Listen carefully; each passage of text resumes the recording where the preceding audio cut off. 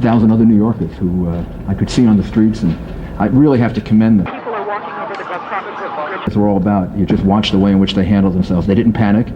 They moved deliberately. They moved swiftly, but they didn't hurt each other. They helped each other. I mean, these are just the most wonderful people in the world. Do we know anything about the composition of that dust that blankets low Manhattan? Is there any asbestos or any hazardous material in that dust? I don't know. I don't know the answer to this. Mr. Mayor, I got reports a gas explosion related to this. Are you aware of that? There was a gas leak or possible explosion. We don't believe it. We don't believe that's the case. No. Mr. Mayor, can you tell us anything about where the planes come from, where the aircraft came from? Bill Diamond reminds me that we've turned off the gas in the city buildings, just to be certain. Can you tell us as a anything precaution about where these aircraft? People are running. I think we should leave. I think we should leave that up to the federal government to.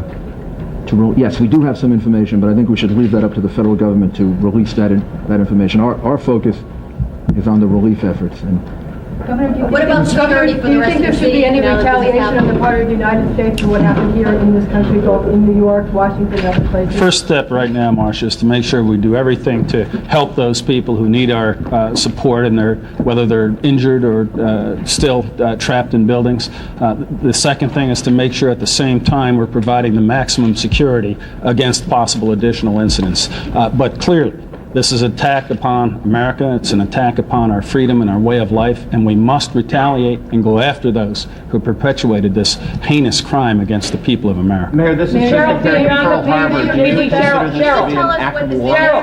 This has been compared. I'll do both. This has been compared to Pearl Harbor. Do you consider this to This be is an a act of war? this is a vicious, unprovoked, horrible attack on innocent men, women, and children.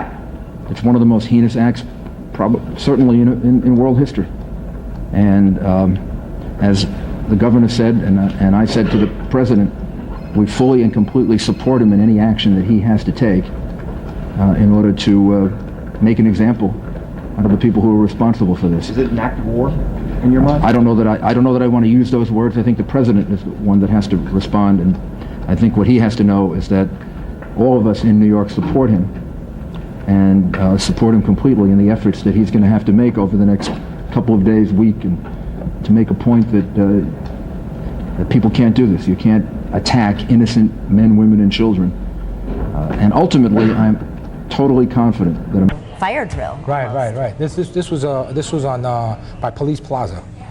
That's like maybe Pearl Street. Maybe that's Pearl Street. So you're making your way closer, and I mean, at this point, there's no other than emergency vehicles, no traffic in the streets. But just this wave of people, and we know that 40 or 50,000 people work in the World Trade Center towers alone, and then that surrounding area with all the high-rise buildings. We saw the significant damage to the World Financial Center on one corner of the building, and all of those buildings were evacuated as people poured out onto the streets. Oh, definitely. Even when I was there was still, people coming. There were still people that were, being.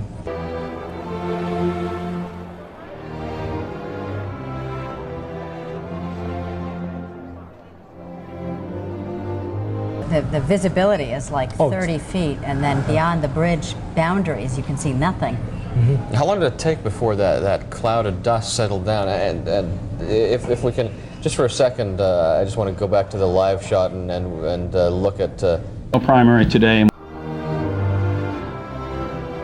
Can you just walk us through the municipal services right now? This period where it wasn't the smoke that we're seeing now, but it was this cloud of dust, this debris from the actual collapse of the buildings, and that's what coated everything down there. Did it settle down after half an hour or so? No, it was like nonstop. You could see there was like it seemed like it was like a snowstorm. There was so much soot on the ground. Just to get a sense of how difficult it is to move around the city, you shot this in the 10 o'clock hour. Right. Have you been trying to get back? Oh yes. All that time? I walked across the bridge. Because it's now just about 2. Well, yeah, I was shooting video, and then I walked back all the way to Clarkson, and it was like mad. A lot of people just watching, the smoke and everything. As you're coming up, like Hudson Street, I got off. I came to the truck at Clarkson, and there were still people, and people are trying to get down there, and still a lot of emergency vehicles coming. I was like there was people from emergency vehicles from all over Long Island, Jersey. It was unbelievable how many people they're together. Come together when something like this happens. Yogi, if you just stay here with us, and as we watch this tape, we might call upon you for more comments. But we have Lewis Dodley on the phone, who, of course, thought that this would be a routine election night, headed in toward the New York One newsroom. And Yogi, you see something here? Yeah, that's on Trinity. That's on Trinity. That should be the World Trade Center right there. From that shot right there, that's all you see. I'm on Broadway. Cloud. I'm on Broadway. And you can see it's billowing toward you. And I'm shooting right toward where the building was. There's nothing. That's the next block. Next block over. Yogi, we'll continue to look at this. Yes. Lewis, are you on the line with us? Yes, I am, Pat. I want to get from you the vantage point of somebody who's trying to make their way through the streets of New York outside that area of the World Trade Center. What is it like to make your way around the city right now? I'll tell you, Flushing, Queens is the last stop on the 7 train, and the impact of that explosion is being felt out here tremendously. I left about 1 hour ago from Union Street and Northern Boulevard, and part of the problem is that the precinct itself is cordoned off, and all the traffic in that area is being diverted. I even got out, I tried to talk to police precinct about the best route to get here, and he said, you know what, good luck. I mean, where you're standing right now, I used to see the World Trade Center, and now all I see is dust. So you can imagine the impact that it's had not only on police officers in this area, but normally bustling and multicultural community here, all the same kind of sullen face. Everybody kind of looking like they're just going through the motion. But we got on finally got on Grand Central. Our troops, some have arrived already, and we expect to.